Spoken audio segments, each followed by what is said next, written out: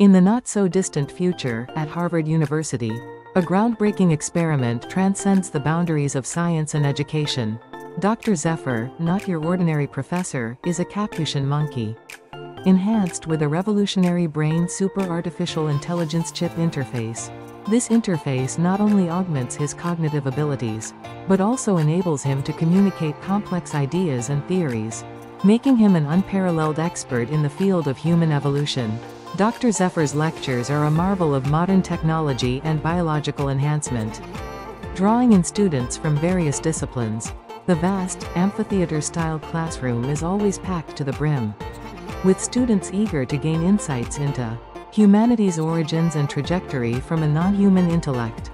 The irony of a monkey teaching human evolution is not lost on anyone, adding a layer of fascination and intrigue to the lectures.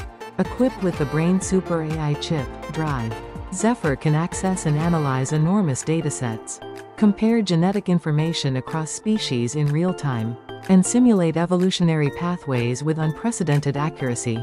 His teachings challenge the very notions of intelligence, consciousness, and what it means to be human, pushing his students to think beyond conventional boundaries. As the semester unfolds, a deep bond forms between Dr. Zephyr and his students, transcending species barriers.